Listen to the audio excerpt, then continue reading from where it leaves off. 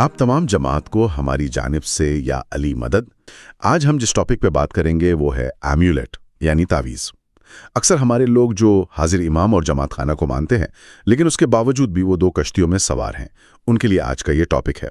हमारे इस्माइली लोग भी अक्सर बाहर जाकर दूसरे लोगों से तावीज़ वगैरह लेकर पहनते हैं और जमात खाने भी आते हैं। आज का ये टॉपिक इसी तावीज़ पर है। हम राय मुमताज़ अली ताजुद्दीन सर का शुक्रिया अदा करना चाहेंगे, जिनकी मेहनत से हम आज का ये कंटेंट आप तक पहुंचा रहे हैं। शुक्रिया राय साहब। बगैर वक्त ज़ाय किए हमारे चैनल्स को सब्सक्राइब कर लें और हमारे फेसबुक पेज को भी लाइक कर लें और ये वीडियो लोगों तक ज़रूर पहुंचाएं। जी, तो इस इंतहाई अहम इंट्रो के बाद मेरा ख्याल है हमें इस गहरे जायजे को शुरू करना चाहिए, क्योंकि देखें ये जो दो कश्तियों वाली बात आपने की ना, ये सिर्फ आज का मसला नहीं है। असल में ये बहुत पुरानी नफ्सियात है इंसान की। अगर हम थोड़ा तारीख में पीछे जाएं तो मैं एक मंजर दिमाग में ला रहा था। सोचिए, आज से कोई 40,000 साल पहले साइबेरिया के उन बर्फीले और सर्द पहाड़ों में किसी शख्स ने एक भालू का दांत निकाला और उसे अपने गले में लटका लिया। वाह, 40,000 साल पहले, यानी इंसानियत के बिल्कुल इब्तदाई दौर में। जी बिल्कुल। उस आदमी को ये लगता था कि ये छोटा सा दांत उसे जंगल के खतरात से बचा लेगा। और हैरत की बात देखें, आज हजारों साल गुजर गए, लेकिन हम इंसान उस भालू के दांत को अपने गले से उतार नहीं पाए। सही बात है, बस शक्ल बदल गई है। आज वो दांत नहीं है तो कागज का टुकड़ा है या कोई धागा है, लेकिन लोग आज भी अपना तहफ़्फ़ुज़ इन्हीं नजर आने वाली चीजों में ढूंढते हैं। तो यहाँ पर पहला सवाल यही दिमाग में आता है कि आखिर हमारी इस नफ्सियात में ऐसी क्या कमजोरी है जो हमें एक अनदेखे खुदा पर यकीन करने के बजाय इन बेजान कागजों की तरफ खींचती है। अगर हम लुगत यानी डिक्शनरी के एतबार से भी देखें तो एक लातीनी जबान का लफ्ज है एम्यूलेटम। एम्यूलेटम। इसका इस्तेमाल सबसे पहले अजीम मुसन्निफ प्लिनी दी एल्डर ने किया था। उसने इसे एक ऐसी चीज बयान किया था जो इंसान बीमारियों या बुरी नजरों से बचने के लिए अपने जिस्म पर लटकाता है। मतलब शुरू दिन से ही हम लोग खौफ से बचने के शॉर्टकट्स ढूंढ रहे हैं। लेकिन एक मिनट रुकिए, अगर ये सहारा ढूंढना इतना ही फितरी है तो इस्लाम ने आते ही इसको इतनी सख्ती से क्यों रोका? मैंने तारीख में पढ़ा है कि इस्लामी तालीमात में इन ज़ाहिरी चीज़ों को लेकर बिल्कुल भी नरम रवैया नहीं अपनाया गया था। ऐसा क्या खतरा था इन छोटी छोटी चीजों में? खतरा ये था कि जब आपका यकीन किसी कागज या धागे पर टिक जाता है तो आपका खुदा पर से वो कामिल यकीन, वो भरोसा खत्म हो जाता है। इस्लाम की तो पूरी इमारत ही तौहीद पर खड़ी है ना। सही, यानी सिर्फ एक जात पर कामिल भरोसा। 100%। जब आप तवीज़ पहनते हैं तो आपका दिमाग उस तहफ़्फ़ुज़ को खुदा के बजाय उस फिजिकल चीज से जोड़ देता है। मसनद अहमद बिन हम्बल में एक बहुत ही वाज़े वाक़या मिलता है इस बारे में। एक दफ़ा 10 लोगों का एक गिरोह profit Mohammad piece B upon him के पास बायत करने के लिए आया। अच्छा। प्रॉफिट ने उनमें से 9 लोगों की बायत तो फौरन कबूल कर ली, लेकिन 10वें शख्स को रोक दिया, उसे मना कर दिया गया। हैरत की बात है, सिर्फ एक शख्स को अलग कर दिया। उसने ऐसी क्या गलती की थी जो बाकी 9 ने नहीं की थी? उस शख्स ने तावीज़ पहना हुआ था। जब बाकी लोगों ने पूछा कि इस एक की बैत क्यों रोक दी गई है, तो प्रॉफिट ने फरमाया कि इसने तावीज़ लटकाया हुआ है। जब उस शख्स को इस बात का एहसास हुआ तो उसने फौरन अपनी कमीज में हाथ डाला, उस तावीज़ को तोड़ा और निकालकर फेंक दिया। वाह, फौरन फेंक दिया उसने।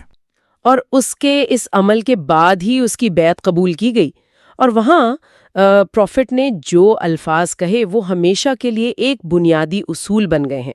उन्होंने फरमाया कि जिसने तावीज़ लटकाया उसने हकीकतन शिर्क किया। शिर्क किया? खैर, ये तो मजहब का सबसे भारी और संगीन लफ्ज है। अगर हम इसको थोड़ा आम जिंदगी की मिसाल से समझें तो मैं सोच रहा था ये कुछ ऐसा है जैसे आप जंग के मैदान में किसी बहुत ताकतवर बादशाह की पनाह में हो, जिसके पास अजीम फौज हो। सही। लेकिन जब दुश्मन सामने आए तो आप उस बादशाह की ताकत पर भरोसा करने के बजाय अपनी जेब से एक छोटा सा कागज निकालकर उसके पीछे छुपने की कोशिश करें। ये तो उस दुश्मन से बचने का तरीका नहीं हुआ।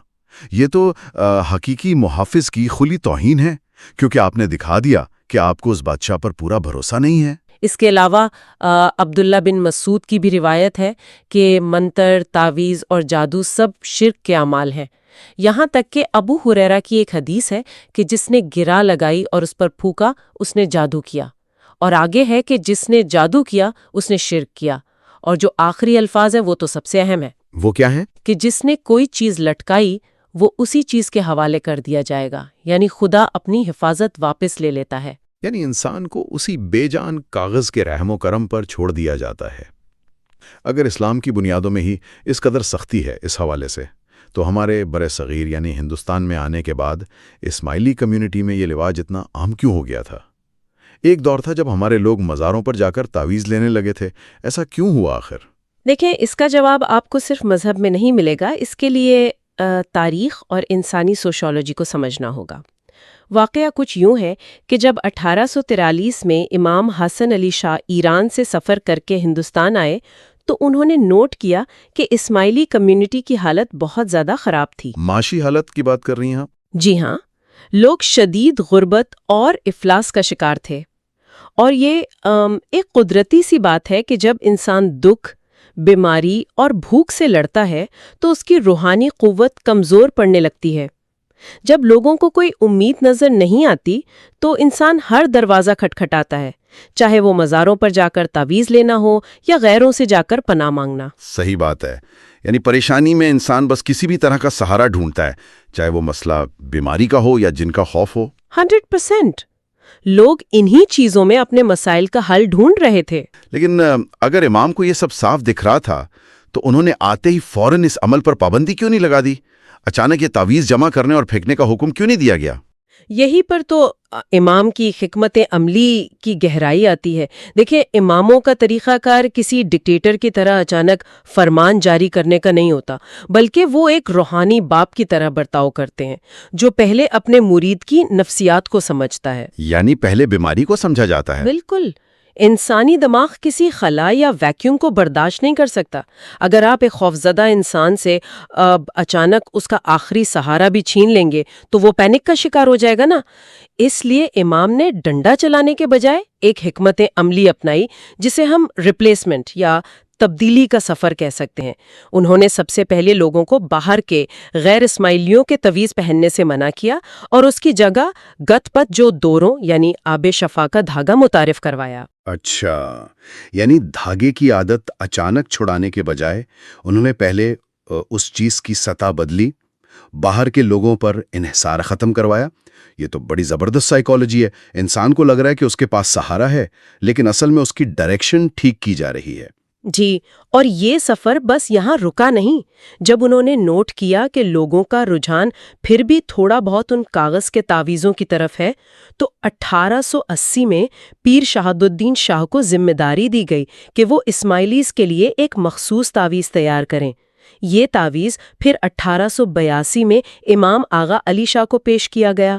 تو کیا یہ اسماعیلی تعویذ سب کو بانٹنا شروع کر دیا گیا تھا؟ جب غریب اور پریشان حال لوگ مہمانی لے کر امام کے پاس آتے تو ان کی تسلی کے لیے، ان کی اس نفسیاتی ضرورت کو پورا کرنے کے لیے انہیں یہ دیا جاتا تاکہ آہستہ آہستہ وہ باہر والوں کے دروازوں پر جانا چھوڑ دیں۔ جب جماعت کا شعور بہتر ہوا تو ہدایت نے بھی اپنا سخت روپ لے لیا۔ 1 سپٹمبر 1905 میں زنزبار میں امام سلطان محمد شاہ نے ایک ایسا فرمان جاری کیا جس نے اس پورے معاملے کو بالکل واضح کر دیا۔ کیا فرمان تھا وہ؟ انہوں نے نہایت سختی سے فرمایا کہ غیروں کے تعویذ ہرگز مت رکھو، یہاں تک کہ ایسے جعلی عاملوں کے چہرے دیکھنے کی بھی اجازت نہیں ہے۔ اور وہاں امام نے جو مثال دی تھی وہ سچ میں جماعت کو جھنجھوڑنے کے لیے کافی تھی۔ انہوں نے فرمایا کہ جو لوگ اسماعیلی ہو کر باہر کے تعویذ پہنتے ہیں ان کی مثال 2 باپ کی اولاد ہونے جیسی ہے۔ باپ رے، یہ الفاظ واقعی اندر تک اثر کرتے ہیں۔ 2 باپ کی اولاد کہنے کا مقصد یہی ہے نا کہ جس انسان کا کسی ایک جگہ وفا یا یقین ٹھیک سے نہیں ہے وہ کسی کا بھی نہیں ہو سکتا۔ وہ بس اپنے مفاد کے لیے ہر ادھر ادھر کا دروازہ کھٹکھٹاتا رہتا ہے۔ صحیح سمجھے آپ۔ امام نے مزید اس کو واضح کیا کہ اگر دوسروں کے تعویذ لیے جائیں گے تو خود امام کے دیے ہوئے تعویذ بھی اپنا اثر نہیں دکھائیں گے، اور ایسے لوگ کبھی روحانی نور کو پہچان نہیں پائیں گے۔ ایسے لوگوں کے دلوں میں اندھیرا چھا جاتا ہے۔ امام کا کہنا تھا کہ 7 مختلف جگہوں پر پاؤں رکھنے سے آپ کو کوئی منزل نہیں ملتی، اس ایمان کے ادھر ادھر ڈولنے سے بچنا ہوگا۔ اس سے مجھے بامبے کا وہ واقعہ یاد آ رہا ہے جو 1927 میں چھگن لال کے ساتھ ہوا تھا۔ میرا خیال ہے اس 2 کشتی کی سواری کا اس سے بڑا حقیقی منظر شاید ہی کوئی ہو ہماری تاریخ میں۔ میں نے پڑھا تھا کہ وہاں مہمانیاں چل رہی تھیں، فیملی مہمانی، شوز کمیٹی کی مہمانی۔ اس وقت آخر وہاں ہوا کیا تھا؟ امام سلطان محمد شاہ وہاں موجود تمام کارکنان اور والنٹیئرز کے کاندھوں پر اپنا دست مبارک رکھ رہے تھے، لیکن جب دھراجی کے چھگن لال کی باری آئی تو امام نے اسے بالکل نظر انداز کر دیا، اپنا ہاتھ اس پر نہیں رکھا۔ اچھا، پھر تو وہ بہت گھبرایا ہوگا۔ جی، چھگن لال وہیں رونے لگ گیا۔ وہاں میجر لکھپتی بھی موجود تھے۔ انہوں نے امام سے اس اچانک ناراضگی کی وجہ پوچھی تو امام نے فرمایا کہ یہ شخص 2 باپوں کا ہے، کیونکہ اس نے اپنے جسم پر 3 مختلف تعویذیں پہنے ہوئے ہیں۔ سوچنے کی بات ہے، امام کو وہاں کسی نے بتایا تھوڑی تھا کہ اس کے کپڑوں کے اندر تعویذ چھپے ہوئے ہیں۔ یہ تو کامل روحانی بصیرت تھی۔ پھر چھگن لال نے کیا کیا اس وقت؟ اس نے وہیں پر فوراً معافی مانگی۔ روتے ہوئے وہ تینوں تعویذ اتار کے پھینک دیے اور تب جا کر امام نے اسے اپنی دعا سے نوازا۔ واہ، ان واقعات کو سن کر ایسا محسوس ہوتا ہے جیسے ایک طرف تو وہ لوگ تھے جو لگاتار ان کاغذوں اور دھاگوں کے پیچھے بھاگ رہے تھے، اپنے اندیشوں میں قید تھے، لیکن تاریخ کا ایک دوسرا رخ بھی ہوگا ضرور۔ کیا ہمارے پاس ان لوگوں کی مثالیں بھی ہیں جن کا ایمان بالکل چٹان کی طرح مضبوط تھا، جنہوں نے ان شارٹ کٹ سے انکار کر دیا ہو؟ بے شک، اور واقعی یہ ہماری تاریخ کا سب سے روشن اور امید افزا پہلو ہے۔ مجھے 1920 کا کراچی جماعت خانے کا واقعہ یاد آتا ہے۔ اس پر امام سلطان محمد شاہ کراچی آئے ہوئے تھے۔ ملتان سے ایک عورت آئی تھی جن کا نام مریم سلطانہ تھا۔ اچھا، انہوں نے مہمانی کے دوران عرض کی کہ خداوند، میرے شوہر مجھ سے سخت ناراض ہیں کیونکہ ہماری کوئی اولاد نہیں ہے۔ تو امام نے وہاں موجود چیف مخی رحمت اللہ رمضان اسماعیل کو حکم دیا کہ انہیں ایک تعویذ دے دے، اور ساتھ امام نے اپنی دعا بھی دی۔ لیکن جو مریم سلطانہ نے کیا اس نے وہاں سب کو حیران کر دیا۔ انہوں نے تعویذ لینے سے صاف انکار کر دیا۔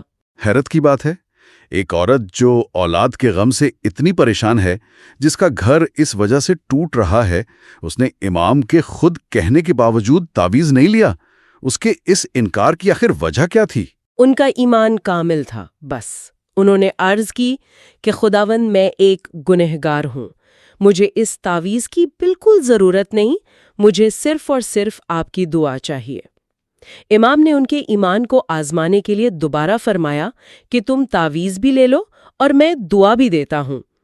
پر اس عورت کا یقین دیکھیں، اس نے پھر سے انکار کیا اور کہا، خداوند، مجھے اور آزمائش میں مت ڈالیں، مجھے صرف آپ کی دعا چاہیے جو میرے لیے کافی سے بھی زیادہ ہے۔ کیا کامل یقین تھا! پھر امام نے کیا فرمایا؟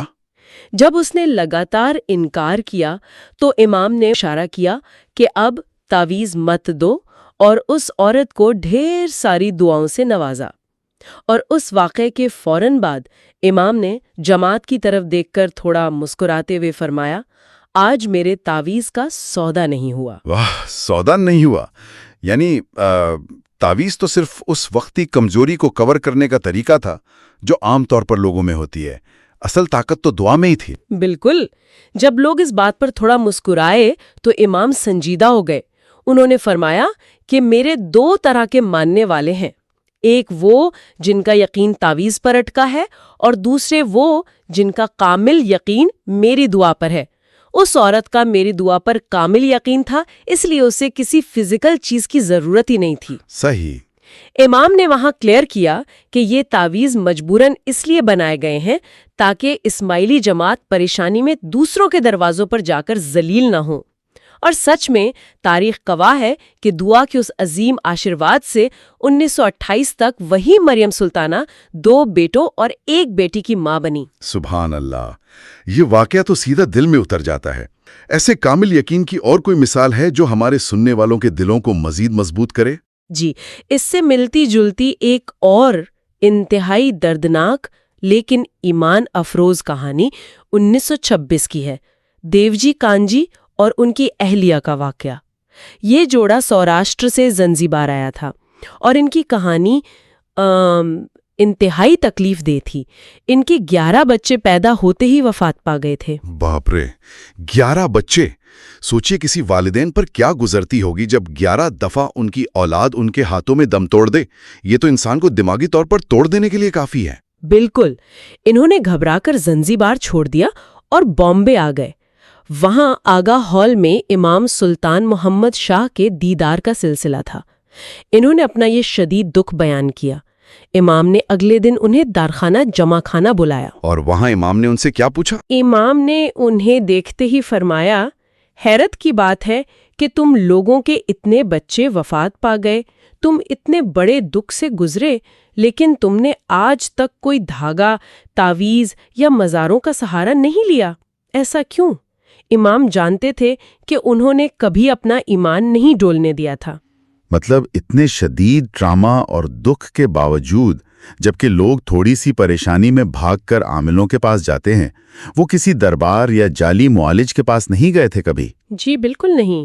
جب امام نے پوچھا تو دیجی کانجی نے نیم آنکھوں سے معافی مانگتے ہوئے کہا، خداوند ہمیں معاف فرما۔